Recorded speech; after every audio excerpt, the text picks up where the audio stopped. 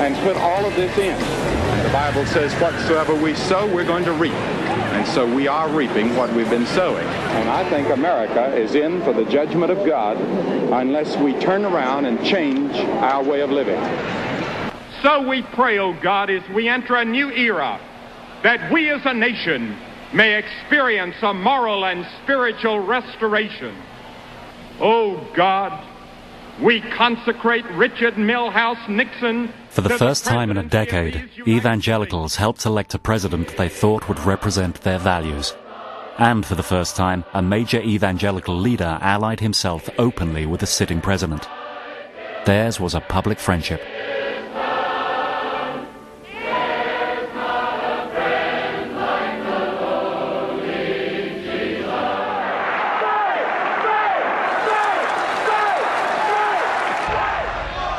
When thousands of Americans took to the streets to protest Nixon's Vietnam policies, Nixon demanded help from his evangelical supporters.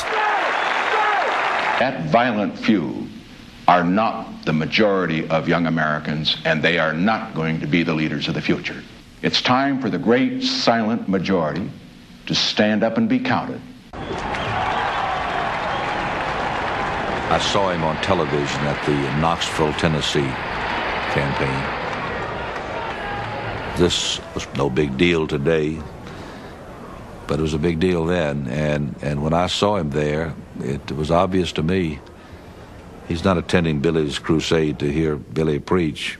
He's there because Billy invited him there, and anybody with any amount of moxie was aware this is tacit endorsement.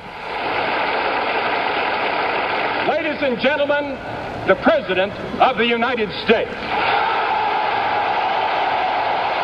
And when I saw him, I was amazed that he would do that.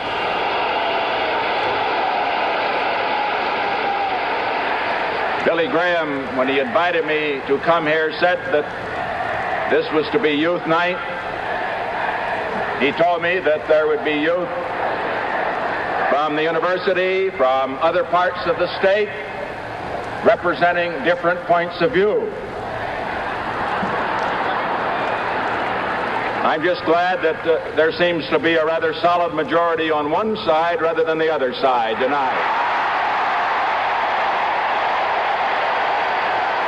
I think Billy, if he were sitting here, would be the first to tell you that was a major mistake in his ministry and life. U.S. Senate investigation of the criminal activities surrounding Watergate forced Nixon to resign the presidency.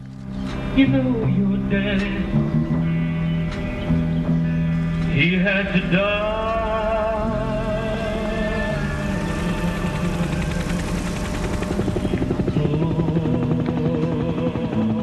Reverend Billy Graham found the evidence against Nixon profoundly disturbing and deplored the moral tone implied in the Nixon papers. There developed in Watergate, in our audience and in the nation, a very serious distrust of government, and I don't think it's been restored yet. We don't have the bright, shiny-eyed idealism and patriotism there once was. There's a cynicism that is set in about government, and I think that it came out of that period. We've lost a great deal of confidence in some of our institutions. There's been a moral permissiveness that has frightened millions of people. Some deeper national yearning in the country, a turning towards spirituality, a yearning for morality. And now in the realm of politics, it has come into discussion. Americans want more than anything else this year in their president the spiritual quality. The most important thing in my life is Jesus Christ.